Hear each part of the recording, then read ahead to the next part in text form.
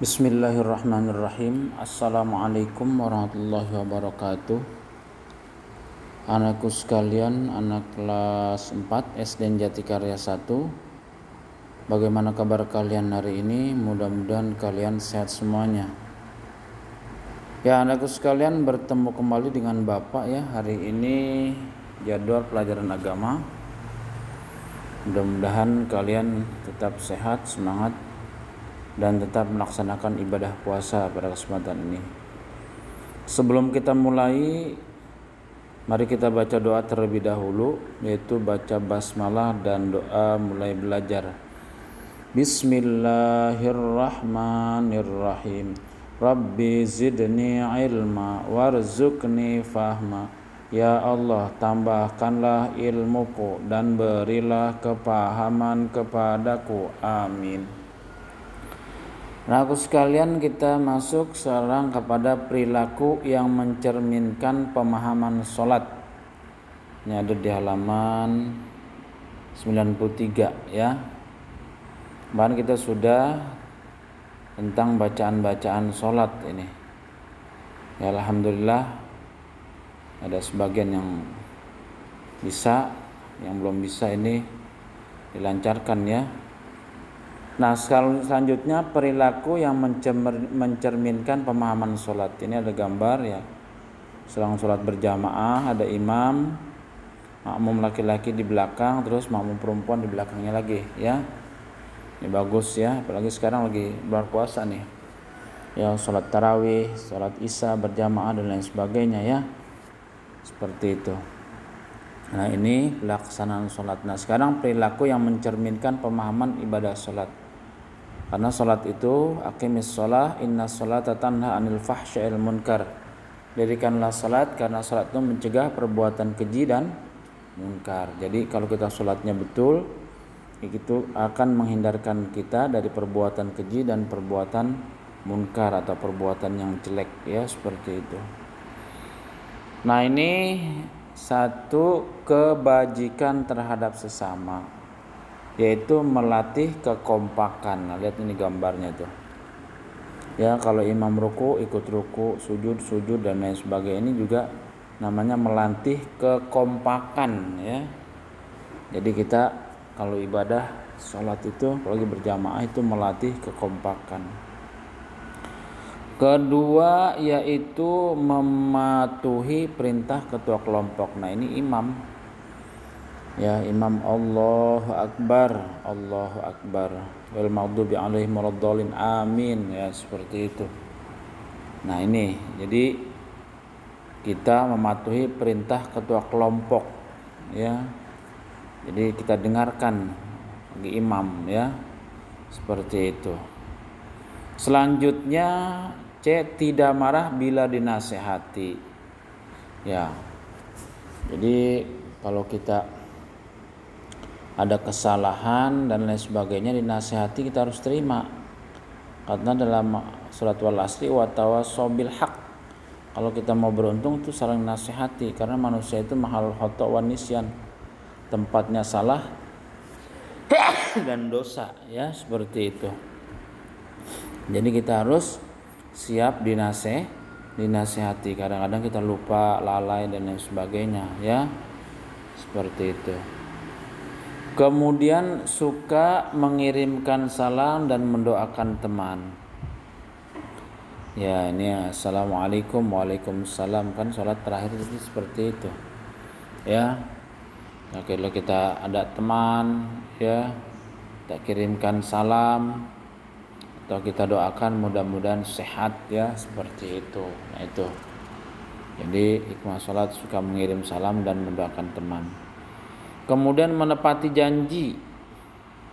Nah, jadi kalau orang salatnya betul, kalau sebenarnya kita janji itu harus ditepati ya. Jadi insya Allah kalau salatnya betul nih. Karena tandanya orang munafik salah satunya adalah mengingkari janji ya. Jadi kalau orang munafik itu janjinya suka nggak tepati. Tapi kalau orang yang salatnya betul, insya Allah janjinya selalu ditepati. Kemudian memupuk rasa solidaritas. Solidaritas itu harus kebersamaan. Jadi selalu bersama dalam kebaikan ya. Jadi orang-orang sholat itu bersama dalam kebaikan ya, buktinya berjamaah dan sebagainya ya, semata-mata beribadah kepada Allah Subhanahu wa taala. Nah, itu namanya memupuk rasa solidaritas atau solidaritas itu kebersamaan.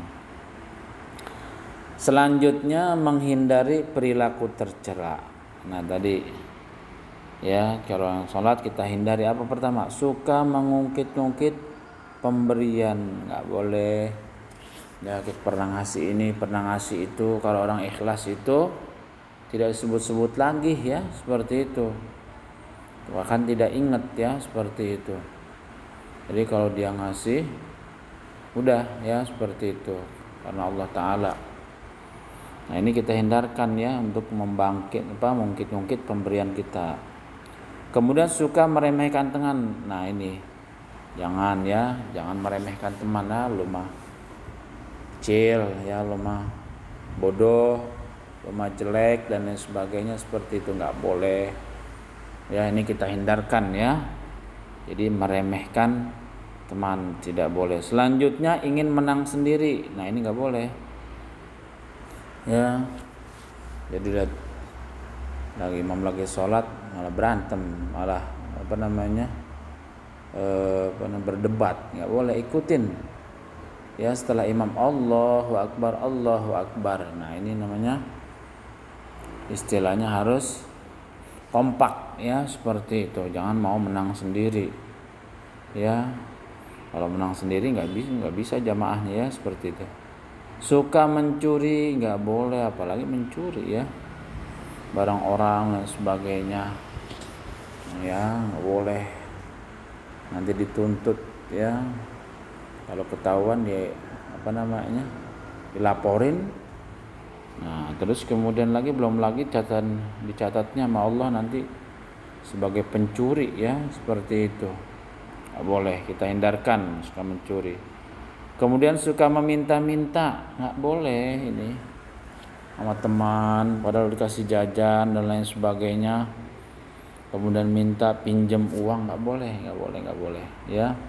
Sini aku pinjam uang untuk jajan dong, aku lupa bawa dari rumah tadi, padahal di rumah udah sarapan, udah dikasih jajan, tapi masih minta-minta. Ya, kalau dikasih nggak jadi masalah, tapi kalau minta-minta nggak boleh, apalagi sampai ngutang ya. Suka berbohong nggak boleh ya. Berbohong itu perbuatan yang dibenci Allah Subhanahu wa taala. Nggak boleh berbohong ya. Orang tua sama teman, saya mah nggak dikasih jajan, padahal dikasih jajan. Saya mah di rumah nggak sarapan, padahal di rumah udah sarapan ya, seperti itu. Jadi nggak boleh bohong ya. Nanti dicatat sebagai pembohong oleh Allah Subhanahu wa taala, jangan ya. Kemudian suka mengganggu teman. Nah, ini nggak boleh. Lihat aja nih salat terus kemudian ganggu temannya, nggak boleh. Salat itu harus khusyuk ya, ikutin imam, jangan bercanda aja ya, seperti itu. Kalau bercanda itu bukan dapat pahala, malah dapat dosa kita salatnya ya. Padahal kita salat ini ingin dapat pahala yang khusyuk dan lain sebagainya ya, seperti itu. Jadi jangan mengganggu teman ya, seperti itu. Nanti pengalaman sholat di rumah dan di masjid nanti menyusul.